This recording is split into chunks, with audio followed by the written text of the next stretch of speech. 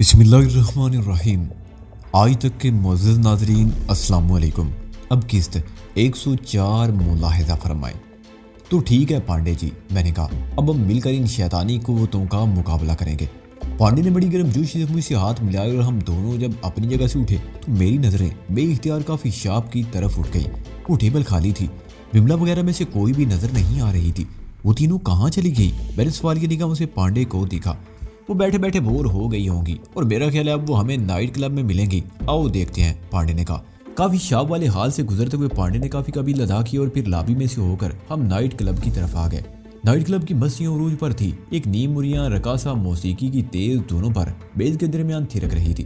Panda کا خیال درست نکلا، وہ تینوں بھی ایک میز پر بیٹھی لطف اندوز ہو رہی تھی۔ اس وقت 12 بج چکے تھے۔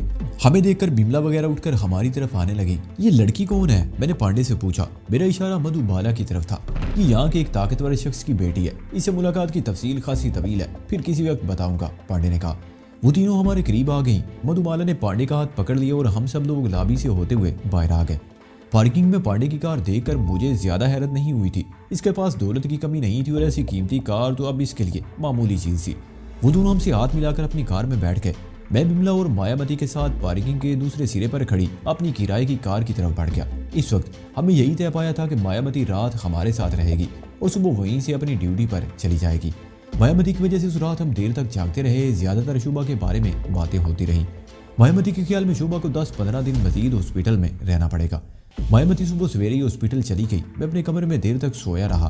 11 بجے کے قریب میری آنکھ کھلی تو بملا حسب معمول پلنگ پر میرے پیروں کی طرف آڑی ترچھی پڑی سو رہی تھی۔ 3 دن اور گزر گئے، اسی دوران کوئی غیر معمولی واقعہ پیش نہیں آیا۔ چوتھے روز صبح ہاسپٹل میں انسپکٹر اعظم سے ملاقات ہوگی۔ اس نے ایک دلچسپ انکشاف کیا۔ ایک ایسا آدمی ہماری نظروں میں آ گیا ہے جس کے ذریعے ہم دیش مکھ تک پہنچ سکتے ہیں، اس نے کہا۔ کون؟ میں نے سوالیہ نگاہوں سے اسے دیکھا۔ وہ ایک سابق Indian police officer Vinod Pandey ہے، اعظم خان نے کہا۔ اس کا تعلق راجستھان سے ہے۔ کئی سال پہلے وہ سارسکا کی پہاڑیوں میں کالی کے مندر سے دولت لوٹ کر بھاگا تھا اور 2-3 آدمی بھی اس کے ہاتھوں مارے گئے تھے۔ کل رات اسے کال درا کے علاقے میں ایک ایسی عمارت میں داخل ہوتے دیکھا گیا جو ناگپال کی ملکیت ہے۔ بریندرا کے آدمی کئی روز سے اس عمارت کی نگرانی کر رہے ہیں۔ بریندرا کو اپنے ایک آدمی سے جیسے ہی پانڈے کے بارے میں اطلاع ملی، اس نے پانڈے کی نگرانی کا حکم بھی دے دیا، لیکن اس عمارت سے نکلنے کے بعد پانڈے کسی چھلاوے کی طرح غائب ہو گیا۔ اسے بھی شاید اپنی نگرانی کا شبہ ہو گیا تھا۔ میرے دل کی دھڑکن تیز ہو رہی تھی۔ انسپکٹر پانڈے کا پولیس کی نظروں میں آ جانا کوئی اچھی بات نہیں تھی۔ میں نے دیش مکھ اور ناگپال پر پانڈے کے ذریعے ہاتھ ڈالنے کا جو منصوبہ بنایا تھا اس میں گڑبڑ ہو سکتی تھی، لیکن یہ بھی اچھی بات تھی کہ پانڈے کو اپنی نگرانی کا پتہ چل گیا تھا اور وہ پولیس والوں کو چکما دے کر غائب ہو گیا تھا۔ اعظم خان کے جانے کے تھوڑی دیر بعد میں بھی بملا کو شعبہ کے پاس چھوڑ کر ہاسپٹل سے نکل آیا اور اس کے تقریباً 1 گھنٹے بعد میری کار شہر کے شمالی علاقے میں واقع ٹانگیل دربار کے قریب سے ہوتی ہوئی بود ناتھ کی طرف جانے والی سڑک پر دوڑ رہی تھی۔ مجھے پہلی مرتبہ شہر سے باہر نکلنے کا موقع ملا اور اس میں شبہ نہیں کہ میلوں دور تک پھیلی ہوئی کھٹمنڈو ویلی بے حد حسین تھی۔ جس طرح نیپال قدرتی حسن سے مالا مال ہے، اس طرح اس کی تاریخ بھی خاصی دلچسپ ہے۔ دنیا کی بلند ترین پہاڑی چوٹیاں رکھنے والے یہ ملک صدیوں تک دنیا کی نگاہوں سے اوجھل رہا۔ اس کی جدید تاریخ کا آغاز اس وقت سے شروع ہوتا ہے جب سن 1759 میں ہندوستان کے مسلمان حکمرانوں نے شمالی ہند کے راجپوتوں کو ان پہاڑوں میں دھکیل دیا تھا۔ ایک گورکھا سردار نے قبائلیوں کو جمع کر کے اپنی حکومت قائم کر لی اور اس طرح یہاں شاہ خاندان کے دور کا آغاز ہوا۔ اس خاندان نے 125 سال تک یہاں حکومت کی اور بالآخر سن 1950 میں ایک انقلاب کے بعد یہاں جمہوریت مارد وجود میں آ گئی اور شاہ مہندرا کو نیپال کا آئینی بادشاہ تسلیم کر لیا گیا۔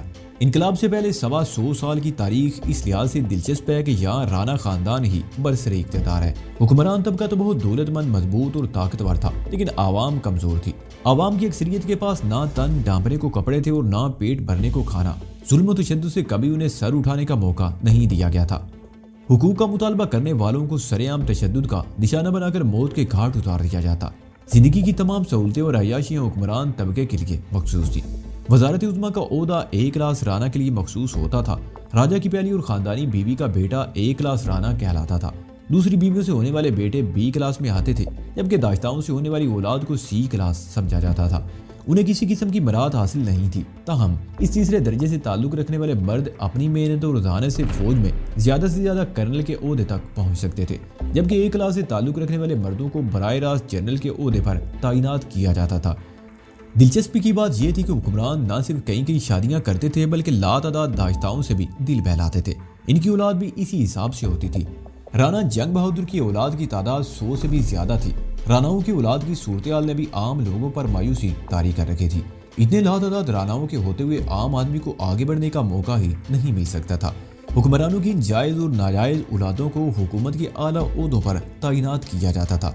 سن 1948 میں ایک ایسا شخص عدلیہ کا چیف جسٹس تھا جس نے اسکول کی شکل تک نہیں دیکھی تھی اور اپنا نام لکھنا بھی نہیں جانتا تھا، اور اس زمانے میں فوج کا کمانڈر ان چیف بھی ایک ایسا شخص تھا جو یہ بھی نہیں جانتا تھا کہ فوج کی ٹریننگ کیا ہوتی ہے۔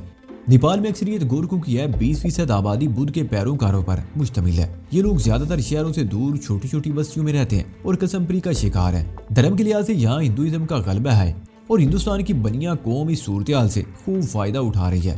نیپال کے قانون میں ایک انسان کے قاتل کو تو معافی مل سکتی ہے، لیکن گائے کی ہتیا کرنے والے کو موت کی سزا دی جاتی ہے۔ اس کے لیے معافی یا قید کی سزا کا سوال ہی پیدا نہیں ہوتا۔ یہاں بندروں اور ہاتھیوں کی بھی بہتات ہے۔ ہاتھیوں کی افزائش نسل کے لیے تو باقاعدہ نیشنل پارک قائم کیے گئے ہیں اور انہیں بھی پورا تحفظ فراہم کیا جاتا ہے، جبکہ بندروں کو بھی قانونی تحفظ حاصل ہے۔ میں یہی سب کچھ سوچتا ہوا بڑی احتیاط سے کار چلا رہا تھا، کیونکہ اس علاقے میں بندروں کی کچھ زیادہ ہی بہتات تھی۔ وہ درختوں پر اچھلتے کودتے ایک دوسرے کے پیچھے دوڑتے ہوئے بار بار سڑک پر آ رہے تھے۔ پہاڑی پر وہ سروپا دوری سے نظر آ گیا جس کی پانڈے نے نشاندہی کی تھی۔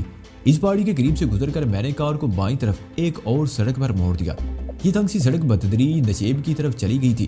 ایک جگہ میں نے کار روکی، وہاں سے بائیں طرف ایک تنگ سا راستہ ایک سرسبز ٹیلے کی طرف چلا گیا تھا، جہاں وہ حویلی نما مکان دوری سے نظر آ رہا تھا۔ میں نے پھاٹک کے سامنے گاڑی روک کر ہارن بجایا تو تھوڑی دیر بعد ایک ادھیڑ عمر نیپالی عورت نے گیٹ کا چھوٹا دروازہ کھول کر باہر جھانکا۔ میں نے اسے اپنے بارے میں بتایا تو وہ مجھے وہیں رکنے کا اشارہ کر کے اندر چلی گئی۔ اس کی واپسی تقریباً 5 منٹ بعد ہوئی۔ اس نے گیٹ کھول دیا۔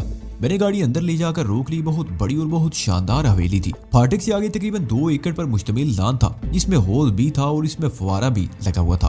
لان کے آخر میں وہ شاندار عمارت تھی جس کے پورچ میں پانڈے کی کار کھڑی تھی۔ ایسی حویلیاں میں نے جے پور میں دیکھی تھی۔ پانڈے بھی راجستھان ہی کا رہنے والا تھا۔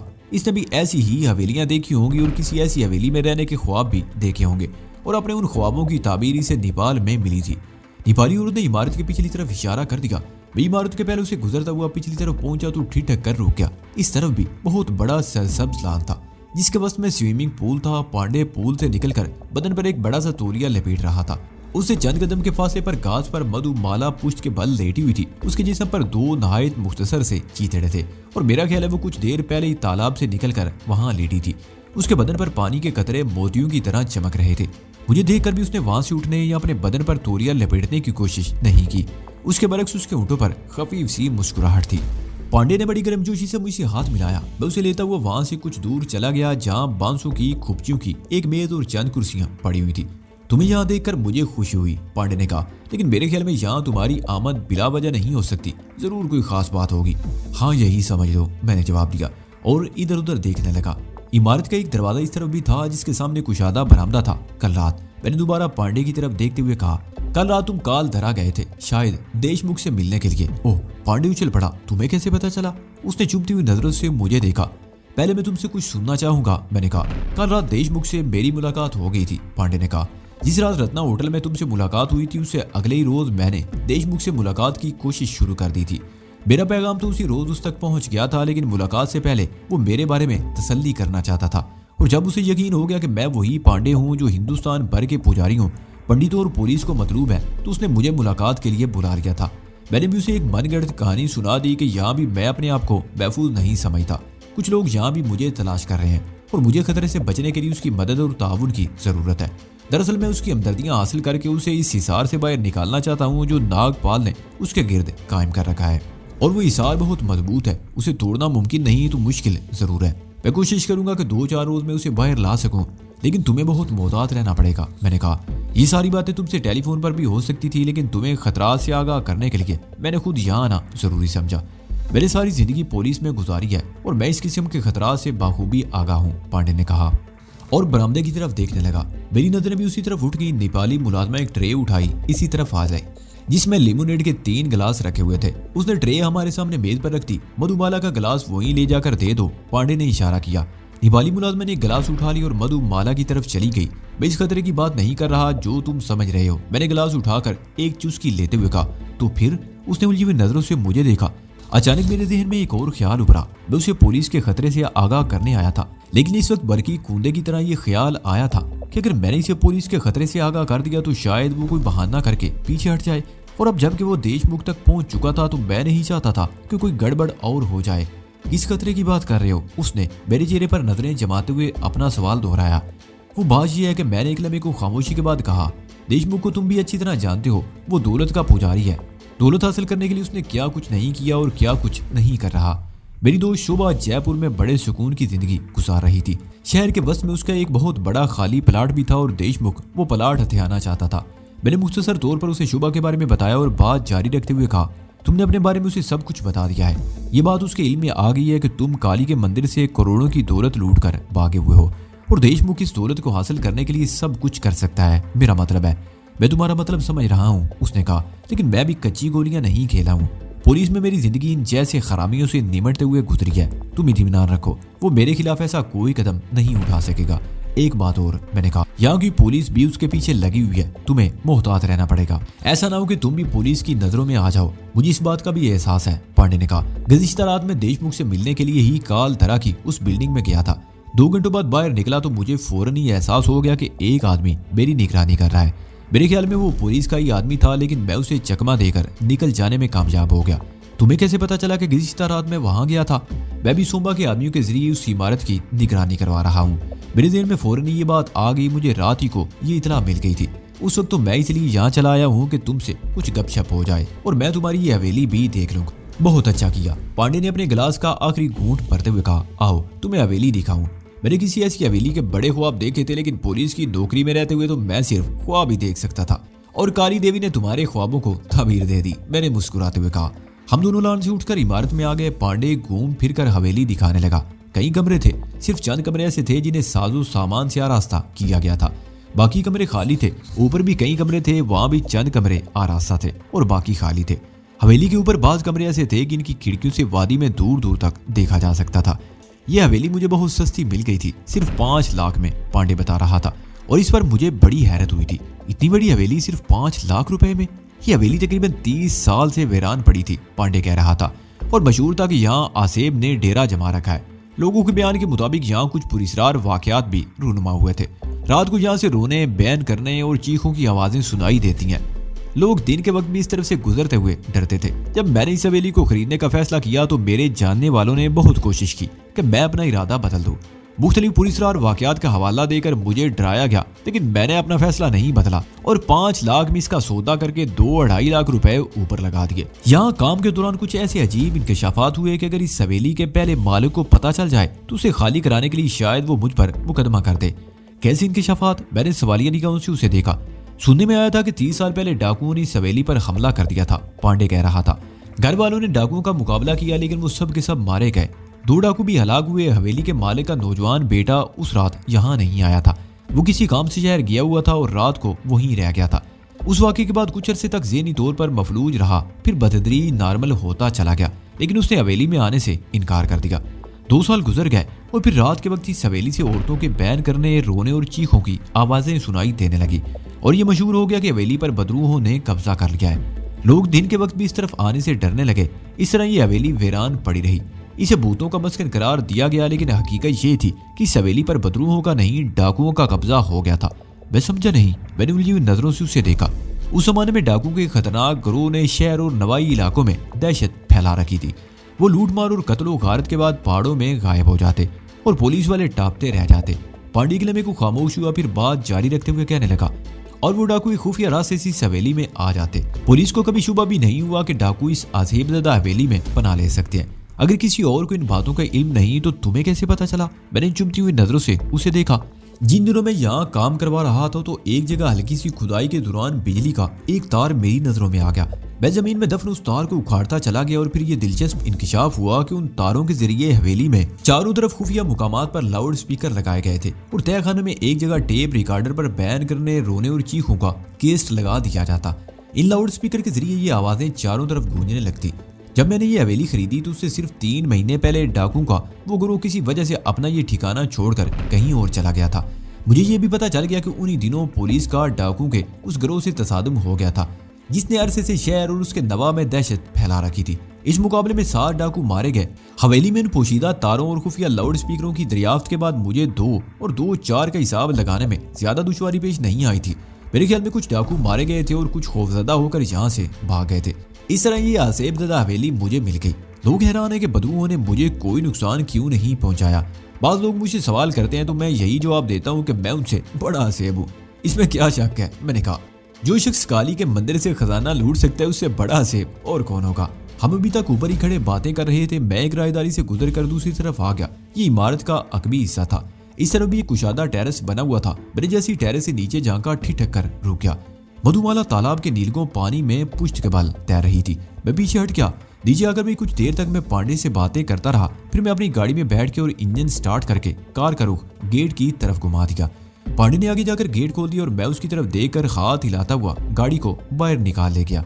جب میں ہاسپٹل واپس پہنچا تو دوپہر کے 12 بج رہے تھے اور بملا وہیں موجود تھی۔ میں بھی کچھ دیر وہاں رکا اور پھر ہم شعبہ سے اجازت لے کر رخصت ہو گئے۔ ڈاک بنگلے پر پہنچنے میں نے ٹیلی فون پر بریندرا انسپیکٹر اعظم سے رابطہ کرنے کی کوشش کی، مگر ان دونوں میں سے کوئی بھی دفتر میں موجود نہیں تھا۔ میں نے ان کے لیے پیغام چھوڑ دیا۔ پانڈے سے ملاقات کے بعد میرا ذہن بری طرح الجھا ہوا تھا۔ پانڈے دیشمکھ تک پہنچ گیا تھا اور دوسری طرف پولیس کی نظروں میں بھی آ گیا تھا۔ میں نہیں چاہتا تھا کہ ان کا آپس میں ٹاکرا ہو جائے۔ میں پانڈے کو پولیس کے بارے میں بتانا چاہتا تھا، لیکن پھر یہ سوچ کر بات بدل دی کہ وہ کہیں بدک نہ جائے۔ لیکن میں سمجھتا تھا کہ اب انسپیکٹر اعظم کو اس کے بارے میں بتانا ضروری ہو گیا تھا، تاکہ پولیس اسے بھی ناگپال یا دیشمکھ کا ساتھی سمجھ کر نہ دھر لے۔ اور میرے خیال میں اب پانڈے ہی ایسا شخص تھا جو دیشمکھ کو ناگپال کے حصار سے نکال سکتا تھا۔ شام 6 بجے کے قریب وہ دونوں ڈاک بنگلے پہنچ گئے۔ تمہارا پیغام ملا تھا، کوئی خاص بات؟ انسپیکٹر اعظم خان نے سوالیہ نگاہوں سے مجھے دیکھا۔ اس وقت ہم لان میں بیٹھے چائے پی رہے تھے۔ ہاں، میں نے کہا صبح ہاسپٹل میں ملاقات ہوئی تھی تو تم نے پانڈے نام کے ایک آدمی کے بارے میں بتایا تھا جو گزشتہ رات کال درہ کے علاقے میں تمہارے آدمی کو دھوکہ دے کر غائب ہو گیا تھا۔ ہاں، وہ بھی انڈین پولیس کو مطلوب ہے۔ اتفاق سے کل رات نظر آ گیا تھا۔ رات کو تو وہ ہمارے آدمی کو دھوکہ دے کر بھاگ گیا، لیکن 1-2 دن میں وہ ہمارے ہاتھ آ جائے گا۔ آج اس کے بارے میں کچھ معلومات حاصل ہوئی ہیں، ہم جلد اس کے ٹھکانے کا پتہ لگا لیں گے۔ میرا خیال اس پر نگرانی ختم کر دی جائے تو بہتر ہے۔ میں نے کہا کیا مطلب؟ انسپیکٹر اعظم نے مجھے گھورا اور بریندرا بھی چونک کر میری طرف دیکھنے لگا۔ دیشمکھ ناگپال کی پناہ میں ہے اور پولیس بھی شاید ناگپال کے کسی ٹھکانے پر چھاپا مارنے سے گھبرا رہی ہے، اور میرا خیال ہے پانڈے دیشمکھ کو ناگپال کی پناہ گاہ سے نکال سکتا ہے۔ میں نے کہا تم اس کے بارے میں کیا جانتے ہو؟ اعظم خان نے چبھتی ہوئی نظروں سے مجھے دیکھا۔ وہ راجستھان کے شہر سارسکا کی پہاڑیوں میں کالی کے مندر سے بہت بڑا خزانہ لے کر بھاگا تھا۔ ہندوستان کی پولیس اور پنڈت اس کی تلاش میں ہیں، میں نے جواب دیا، اور پھر اسے پانڈے کے بارے میں بتانے لگا۔ چند روز پہلے اتفاق سے رتنا ہوٹل میں اس سے سامنا ہو گیا تھا۔ اس سے ملاقات کے بعد ہی میں نے یہ منصوبہ بنایا تھا۔ وہ میری ہدایت پر عمل کر رہا ہے۔ اوہ! انسپیکٹر خان کے منہ سے گہرا سانس نکل گیا اور وہ الجھی ہوئی نظروں سے بریندرا کی طرف دیکھنے لگا۔ اس موضوع پر کافی دیر تک بحث ہوتی رہی اور بلاخر پانڈے کا معاملہ مجھ پر چھوڑ دیا گیا، اور میں نے ان سے وعدہ کیا کہ جیسے ہی محسوس کروں گا معاملہ ہاتھ سے نکل رہا ہے تو پانڈے کو ان کے حوالے کر دوں گا۔ ان دونوں کی باتوں سے یہ بھی معلوم ہوا کہ بہاری لال 2 دن بعد انڈیا سے کھٹمنڈو آنے والا تھا۔ پولیس نے اس کی حفاظت کے لیے تمام انتظامات مکمل کر لیے۔ ان کے پروگرام کے مطابق ہوائی جہاز کے آنے سے 1 گھنٹہ پہلے تریبون ایئرپورٹ کو گھیرے میں لے لیا جائے گا اور ان تمام راستوں کی نگرانی بھی کی جائے گی جس طرف سے بہاری لال کو گزرنا ہوگا۔ مہاراج گنج کے علاقے میں بہاری لال کی کوٹھی کے اطراف میں بھی مسلح پولیس والے تعینات کر دیے جائیں گے، اور پھر اس روز صبح 10 بجے میں بھی ایئرپورٹ پر موجود تھا۔ انسپیکٹر بریندرا میرے قریب ہی تھا، بلکہ میں اس کے قریب رہنے کی کوشش کر رہا تھا۔ بریندرا کے پاس سیلولر فون تھا اور وہ وقتاً فوقتاً اس فون پر اپنے آدمیوں کو کچھ ہدایت بھی دے رہا تھا۔ یاد آنے میں 15 منٹ باقی تھے کہ اس کے ہاتھ میں پکڑے ہوئے فون کی گھنٹی بجی۔ اس نے بٹن دبا کر فون کان سے لگا لیا۔ چند سیکنڈ تک وہ دوسری طرف کی بات سنتا رہا اور پھر اس طرح چیخا کہ آس پاس کھڑے ہوئے لوگ بھی چونک کر اس کی طرف دیکھنے لگے۔ کیا بکتے ہو؟ یہ کیسے ہو سکتا ہے؟ وہ فون پر کہہ رہا تھا۔ ٹھیک ہے، اس علاقے کو گھیرے میں لے لو، میں اعظم خان کو بھیج رہا ہوں۔ اس نے فون بند کر دیا اور میری طرف دیکھتے ہوئے بولا، بسنت پورہ میں دیشمکھ کو قتل کر دیا گیا ہے۔ انسپیکٹر اعظم کہاں ہے؟ وہ ارائیول لاؤنج کے سامنے کھڑا ہے۔ میں نے اشارہ کیا۔ بریندرا تیز قدم اٹھاتا اس طرف چل پڑا، میں بھی اس کے پیچھے ہی تھا۔ بریندرا نے انسپیکٹر اعظم خان کو صورتحال سے آگاہ کرتے ہوئے کہا، تم بسنت پورہ جا کر دیکھو معاملہ کیا ہے، میں یہاں موجود ہوں۔ دیشمکھ کے قتل کی خبر سن کر انسپیکٹر اعظم خان بھی اچھل پڑا اور پھر اس نے وہاں رک کر وقت ضائع نہیں کیا تھا۔ میں بھی اس کے ساتھ ٹرمینل سے نکل کر پارکنگ ایریا کی طرف دوڑ پڑا۔ بسنت پورہ شہر کا وسطی اور گنجان آبادی کا علاقہ تھا۔ جرائم پیشہ لوگوں کی زیادہ تر سرگرمیاں بھی ایسے ہی علاقوں میں رہتی تھی، لیکن اس وقت وہ علاقہ اس لحاظ سے سنسان پڑا تھا کہ تمام دکانیں بند تھیں۔ پولیس نے علاقے کو گھیرے میں لے رکھا تھا اور لوگ ادھر ادھر کونوں میں کھڑے تھے۔ گنگا پاس سے بائیں طرف ایک اور سڑک پر مڑتے اعظم خان نے جیپ روک لی۔ یہ قدرے کشادہ سڑک تھی جس کے دائیں بائیں کئی گلیاں پھوٹتی تھی. یہاں لاتعداد ریسٹورنٹ اور شراب خانے تھے, ایک دو تھرڈ کلاس قسم کے نائٹ کلب بھی تھے. اس علاقے میں اسکن بزنس بھی ہوتا تھا اور منشیات فروشوں کے ایجنٹ بھی گھومتے رہتے تھے. لیکن یہاں سڑک پر پولیس والوں کے سوا کوئی نظر نہیں آ رہا تھا. تاہم عمارتوں کی بالکنیوں اور کھڑکیوں سے لوگ جھانک رہے تھے. کئی دکانیں کھلی ہوئی تھی اور سامان بکھرا ہوا تھا. ایک شراب خانے کے سامنے سڑک پر 4 لاشیں پڑی تھیں, جن میں ایک لاش دیشمکھ کی تھی. 2 لاشوں کے جسموں پر پولیس کی وردیاں نظر آ رہی تھی اور چوتھی لاش کو دیکھ کر اندازہ لگایا جا سکتا تھا کہ وہ بھی کوئی گنڈا ہی تھا. ایک سب انسپکٹر اعظم خان کو دیکھتے ہی قریب آ گیا. ہم جیپ سے اتر کر لاشوں کے قریب پہنچ گئے. دیشمکھ کی لاش گولیوں سے چھلنی ہو چکی تھی. سڑک پر چاروں طرف خون پھیلا ہوا تھا. یہ سب کیا ہوا, کیسے ہوا؟ اعظم خان نے سب انسپکٹر سے پوچھا. ہم فریق اسٹریٹ کی طرف گشت پر تھے. ہمیں اطلاع ملی کہ کچھ گنڈوں نے اس طرف لوٹ مار شروع کر دی ہے. میں اپنے آدمی کو لے کر اس طرف آیا تو درجن بھر گنڈے دکانوں میں لوٹ مار کر رہے تھے. اور یہ, اس نے دیشمکھ کی لاش کی طرف اشارہ کیا. یہ کھلی جیپ پر کھڑا گنڈوں کو احکامات دے رہا تھا. میں نے ایک دکان لوٹنے والے گنڈوں کو روکنے کی کوشش کی تو اس شخص نے گولی چلا دی. میرا ایک سپاہی زخمی ہو کر گرا. میں نے بھی اپنے آدمی کو فائرنگ کا آرڈر دے دیا. میرے ساتھ 6 آدمی تھے. ان سے پہلے لوٹ مار کرنے والے درجن بھر گنڈوں نے ہم پر فائرنگ شروع کر دی. میرے 2 جوان فائرنگ کی زد میں آ گئے. اس نے سڑک پر فٹ پاتھ کے قریب پڑی ہوئی پولیس والوں کی لاشوں کی طرف اشارہ کیا اور پھر انہی کے ایک آدمی کی فائرنگ سے یہ چھلنی ہو کر گر پڑا. اس مرتبہ اس نے دیشمکھ کی طرف اشارہ کیا. اس کے گرتے ہی گنڈے جیپ پر سوار ہو کر زبردست فائرنگ کرتے ہوئے فرار ہو گئے. اسے جانتے ہو یہ کون ہے؟ میں نے دیشمکھ کی لاش کی طرف اشارہ کیا. یس سر, سب انسپکٹر نے کہا. یہ انڈیا کا ایک MP ہے جو غیر قانونی طور پر یہاں آیا ہوا ہے. انڈین MP کا لفظ سن کر میں اچھل پڑا. میرے دماغ میں سنسناہٹ ہونے لگی. میں نے اعظم خان کی طرف دیکھا. اس کے چہرے پر بھی عجیب سے تاثرات ابھر آئے تھے. شاید وہ بھی وہی کچھ سوچ رہا تھا جو میرے ذہن میں تھا. ناگبال کا منصوبہ بڑا خوفناک تھا. اس رات سومبا نے دیشمکھ کے جس آدمی کو پکڑا تھا اسی نے انکشاف کیا تھا کہ وہ لوگ ہندوستان سے آنے والے ایک MPA کو قتل کر کے کھٹمنڈو میں انتشار پھیلانا چاہتے ہیں. اس سلسلے میں بہاری لال کا نام سننے میں آیا تھا اور اعظم خان اور بریندرا نے اپنی تمام تر توجہ بہاری لال کی طرف مبذول کر دی تھی. اور جب بہاری لال کا جادی تری بھون ایئرپورٹ پر اترنے والا تھا تو بازار میں دیشمکھ کو قتل کر دیا گیا تھا. صورتحال کو دیکھتے ہوئے مجھے سمجھنے میں دیر نہ لگی کہ یہ سب کچھ ایک طے شدہ منصوبے کے تحت ہوا تھا. پولیس کی تمام تر توجہ بہاری لال کی طرف تھی اور ناگپال نے کسی طرح دیشمکھ کو باہر نکال کر پولیس سے بھڑا دیا تھا اور اپنے ایک آدمی کے ہاتھوں دیشمکھ کو گولیوں سے چھلنی کر دیا تھا, جبکہ ان کا ایک آدمی پولیس کے ہاتھوں ہلاک ہوا تھا اور پولیس کے 2 آدمی گنڈوں کے ہاتھوں مارے گئے تھے. دیشمکھ گنڈا, بدماش اور قاتل صحیح, لیکن وہ تھا تو انڈیا کی ایک ریاست کا MPA. وہ گنڈا گردی, ڈکیتیوں, اغوا اور قتل کی درجنوں وارداتوں میں ملوث تھا. رچی کے شہری دیوار میں بھی وہ ایسی وارداتوں کا مرتکب ہوا تھا اور ایک عورت کو اغوا کر کے نیپال آ گیا تھا. یہاں اس کی آمد غیر قانونی تھی, لیکن وہ انڈیا کا ایک MPA تھا جسے یہاں قتل کر دیا گیا تھا. انڈین گورنمنٹ بھی نیپال میں اس کی غیر قانونی داخلے پر کئی تعویلیں پیش کر سکتی تھی. نیپالی سرکار کو اس کے قتل پر مورد الزام ٹھہرا سکتی تھی. دوسری طرف ناگپال اس موقع سے فائدہ اٹھا سکتا تھا, بلکہ اس نے تو جان بوجھ کر یہ موقع پیدا کیا تھا. سب انسپکٹر کے بیان کے مطابق فائرنگ میں پہل دیشمکھ کے آدمیوں کی طرف سے ہوئی تھی اور بلاخر دیشمکھ کو بھی اس کے ایک آدمی نے چھلنی کیا تھا. گویا یہ سب کچھ پہلے سے طے تھا کہ اگر دیشمکھ پولیس سے جھڑپ کے دوران بچ جائے تو اسے ہر صورت میں ختم کر دیا جائے. میں نے اعظم خان کو اپنے خدشات سے آگاہ کیا تو اس کے چہرے پر بھی ایک لمحے کو سنسنی کے سائے لہرا گئے. وہ متجسس نظروں سے ادھر ادھر دیکھنے لگا. کئی دکانیں کھلی ہوئی تھی, اچھی خاصی توڑ پھوڑ ہو چکی تھی اور سامان دکانوں کے سامنے فٹ پاتھ پر بھی بکھرا ہوا تھا. میں نہیں جانتا تھا کہ اعظم خان اس وقت کیا سوچ رہا ہوگا, لیکن میرا خیال تھا کہ دیشمکھ کی لاش کو فوری طور پر یہاں سے ہٹا دینا چاہیے تھا.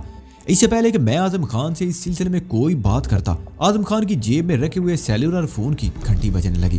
اسے فون جیب سے نکال لیا. وہ بریندرا کی کال تھی. وہ مہاراج گنج میں واقع بہاری لال کی کوٹھی کے قریب سے بول رہا تھا. بہاری لال خیریت سے اپنی کوٹھی پہنچ گیا تھا. اعظم خان نے اسے یہاں کی صورتحال سے آگاہ کر دیا. وہ 4-5 منٹ تک فون پر بریندرا سے بات کرتا رہا. پھر رابطہ منقطع کر کے اس نے 2-3 جگہوں پر فون کیے اور پھر فون بند کر کے میری طرف دیکھتے ہوئے بولا, بریندرا یہاں آ رہا ہے اور میں نے ایمبولینسز کے لیے بھی فون کر دیا ہے. ان لاشوں کو فوری طور پر یہاں سے ہٹانا ہوگا. سرکاری ہاسپٹل وہاں سے زیادہ دور نہیں تھا. 20 منٹ میں 2 ایمبولینسز پہنچ گئی. چاروں لاشوں کو ہاسپٹل بھجوا دیا گیا. چند پولیس والے بھی ان کے ساتھ بھیج دیے گئے تھے. لاشیں اٹھ جانے کے بعد دکاندار جو آس پاس کی بلڈنگوں میں چھپے ہوئے تھے آہستہ آہستہ باہر آنے لگے اور لوگ بھی بلڈنگوں سے نکل رہے تھے. بہت سے لوگوں نے اعظم خان کو گھیر لیا. ہر شخص اسے کچھ نہ کچھ بتانے کی کوشش میں تھا. کچھ دکاندار اپنا سامان سمیٹنے لگے. ریسٹورنٹ بھی کھولنے لگے. ہر شخص جانتا تھا کہ یہ ناگپال کے گنڈے تھے جو 2 جیپوں پر لد کر وہاں آئے تھے اور کسی اشتعال کے بغیر انہوں نے توڑ پھوڑ اور لوٹ مار شروع کر دی تھی. اور دیشمکھ کی کھلی جیپ پر کھڑا چیخ چیخ کر اپنے آدمیوں کو اشتعال دلا رہا تھا۔ ناگبال کو نیپال کا بال ٹھاکرے کہا جاتا تھا۔ وہ جب چاہتا شہر کے کسی بھی حصے میں ہنگامے شروع کروا دیتا اور شہر بند کروا دیتا۔ ہنگاموں کے لیے کسی وجہ کی ضرورت نہیں ہوتی تھی۔ پولیس اس پر ہاتھ ڈالتے ہوئے گھبراتی تھی کیونکہ اس کے پیچھے ڈرگ مافیا کی بہت بڑی طاقت تھی، گنڈوں کی ایک فوج تھی جو جدید ترین اسلحے سے لیس تھی۔ ماضی میں 1-2 مرتبہ اس پر ہاتھ ڈالنے کی کوشش کی گئی تھی، جس پر اس کے گنڈوں نے پورے شہر میں قتل و غارت کا بازار گرم کر دیا تھا۔ کئی بے گناہ مارے گئے تھے، لوگ بھی اس کے خلاف زبان کھولتے ہوئے ڈرتے تھے، لیکن آج یہاں پر موجود ہر شخص اس کے خلاف کھل کر بول رہا تھا۔ مزید 15-20 منٹ بعد بریندرا بھی پہنچ گیا۔ بریندرا لوگوں سے پوچھ گچھ کر رہا تھا کہ اسی دوران اسے فون پر ایک اور سنسنی خیز اطلاع ملی۔ ناگبال کے مسلح گنڈے ہاسپٹل سے دیشمکھ کی لاش اٹھا کر لے گئے تھے اور بھوتا ہیتی کے مرکزی چوراہے پر لوگوں کو جمع کیا جا رہا تھا۔ ان کا پروگرام یہ تھا کہ دیشمکھ کی لاش کو جلوس کی صورت میں پورے شہر میں گھمایا جائے گا اور لوگوں کو اشتعال دلا کر ان کے دلوں میں سرکار کے خلاف نفرت کو ابھارا جائے گا۔ بھوتا ہیتی کا علاقہ اگرچہ وہاں سے کافی دور تھا، لیکن بسنت پورا کی دکانیں ایک بار پھر بند ہونے لگی۔ لوگ اپنے اپنے گھروں کا رخ کرنے لگے کیونکہ سبھی لوگ جانتے تھے کہ ہنگامے شروع ہو گئے تو پورا شہر ان کی لپیٹ میں آ جائے گا۔ میں اعظم خان کے ساتھ بھوتا ہیتی کی طرف روانہ ہو گیا۔ رانی پوکری اور رتنا پار کے درمیان کانتی پاتھ کا وہ بہت بڑا چوراہا مکمل طور پر مسلح گنڈوں کے قبضے میں تھا۔ اگرچہ پولیس بھی بڑی تعداد میں موجود تھی، لیکن میں جانتا تھا کہ جب ہنگامے شروع ہوں گے تو پولیس بھی کچھ نہیں کر سکے گی۔ چوراہے کے بس میں ایک ٹرک پر مچان بنا کر دیشمکھ کی لاش رکھی ہوئی تھی۔ اس پر پڑا ہوا سفید کپڑا خون سے داغدار تھا۔ دوسرے ٹرک پر بنے ہوئے ایسی پلیٹ فارم پر ناگبال کھڑا تھا، اس کے ساتھ نصف درجن گن مین بھی تھے۔ انہوں نے آٹومیٹک رائفلیں اس طرح تان رکھی تھی کہ کسی بھی لمحہ فائر کھول سکتے تھے۔ ان دونوں ٹرکوں کے آس پاس بھی لاتعداد گن مین موجود تھے۔ ناگبال کو میں نے پہلی مرتبہ دیکھا، کرتوت اس کے بال ٹھاکرے جیسے تھے، ہریا بھی اس سے زیادہ مختلف نہیں تھا۔ میں نے جے پور میں بال ٹھاکرے کو ٹی وی کے ایک پروگرام میں دیکھا تھا اور اب ناگبال کو دیکھ رہا تھا۔ اسے بال ٹھاکرے کی ڈپلیکیٹ کہنا غلط نہیں ہوگا۔ 6 فٹ کے قریب قد، اکیرا بدن، پیلے رنگ کا لمبا کرتا، سفید دھوتی، ماتھے پر کچھ کا، گلے میں 3 لمبی سی مالائیں، ایک مالا تسبیح کی طرح ہاتھ میں تھی۔ ناگبال اگرچہ بہت ٹھہرے ہوئے لہجے میں لوگوں سے خطاب کر رہا تھا، لیکن اس کا ایک ایک لفظ زہر میں بوجھا ہوا تھا۔ ایک آدمی نے اس کے منہ کے سامنے میگا فون تھام رکھا تھا، جس سے اس کی آواز دور تک پھیل رہی تھی۔ زہر آلود تقریر کرنے کے بعد ناگبال ٹرک سے اتر گیا۔ جلوس آگے بڑھنے لگا تو پولیس نے اسے روک لیا۔ پولیس کے کچھ اور ذمہ دار آفیسر بھی وہاں موجود تھے، جو بار بار میگا فون پر لوگوں سے منتشر ہونے کی اپیل کر رہے تھے، لیکن جلوس پولیس والوں کو دھکیلتا ہوا آسن ٹول کے مرکزی چوراہے پر پہنچ گیا۔ اس چوراہے سے مختلف سمتوں میں 6 بازار نکلتے تھے اور یہاں بہت بڑا مندر بھی تھا۔ پورا علاقہ بند تھا۔ بلڈنگوں کی بالکونیوں میں کھڑے ہوئے لوگ تماشا دیکھ رہے تھے۔ ہر چہرہ خوفزدہ تھا۔ پولیس نے ایک بار پھر جلوس کو روکنے کی کوشش کی۔ مظاہرین نے پولیس پر پتھراؤ شروع کر دیا۔ پولیس نے جلوس کو منتشر کرنے کے لیے ہلکا لاٹھی چارج کیا اور آنسو گیس کے گولے پھینکے جانے لگے اور پھر ہجوم میں کسی نے پہلی گولی چلائی۔ مظاہرین نے دکانوں کی شٹر توڑ کر لوٹ مار شروع کر دی تھی۔ پولیس کو دور رکھنے کے لیے باقاعدہ فائرنگ کی جا رہی تھی اور پھر پولیس نے بھی فائر کھول دیا۔ اعظم خان مجھے کھینچتا وہ دور لے گیا۔ اب تمہارا یہاں رکنا مناسب نہیں۔ وہ مجھے ایک گلی کی طرف دھکیلتے ہوئے بولا، تم ڈاک بنگلے پہنچنے کی کوشش کرو، میں بعد میں کسی وقت تم سے رابطہ کروں گا۔ بلوائی تمام بازاروں میں پھیل رہے تھے۔ لوٹ مار کا بازار گرم تھا۔ فائرنگ اور دھماکوں کی آوازیں گونج رہی تھی۔ آنسو گیس فضا میں پھیل گئی تھی، جس سے آنکھوں میں مرچیں سی لگ رہی تھی۔ میں تنگ اور آڑی ترچی گلی میں ہوتا ہوا اندرا چوک کی طرف نکل آیا۔ یہ علاقہ بھی بند ہو چکا تھا۔ اندرا چوک سے آٹو روڈ پر آتے ہی مجھے ایک خالی ٹیکسی مل گئی۔ پہلے تو وہ کہیں جانے کو تیار نہیں تھا، لیکن آرنیکو روڈ کا نام سن کر اس نے مجھے بٹھا لیا۔ شہر کی گنجان آبادی سے نکل کر کانتی پاس سے آگے پرتھوی پاک چوک اور اس سے آگے کا علاقہ عام طور پر ہنگاموں سے محفوظ رہتا تھا اور اس لیے ٹیکسی ڈرائیور اس طرف آنے پر تیار بھی ہو گیا تھا۔ بیساگامت نیپالی ڈرائیور اس قدر تیز رفتاری سے ٹیکسی چلا رہا تھا جیسے موت اس کا پیچھا کر رہی ہو۔ فضا میں خوف و ہراس ضرور تھا، لیکن ڈرائیور کی تیز رفتاری کی وجہ کوئی خوف نہیں تھا۔ اگر آپ کو کبھی کھٹمنڈو جانے کا اتفاق ہوا ہو تو نیپالی ٹیکسی ڈرائیوروں کے بارے میں یہ دلچسپ بات آپ بھی جانتے ہوں گے کہ وہ سمجھتے ہیں کہ ٹیکسی کی تیز رفتاری سے میٹر بھی تیز چلتا ہے اور زیادہ کرایہ بنتا ہے۔ حالانکہ یہ بات تو ایک بیوقوف بھی سمجھتا ہے کہ کسی مخصوص فاصلے تک ٹیکسی خواہ تیز رفتاری سے چلائی جائے یا ہلکی رفتار سے، میٹر اتنا ہی کرایہ بنائے گا۔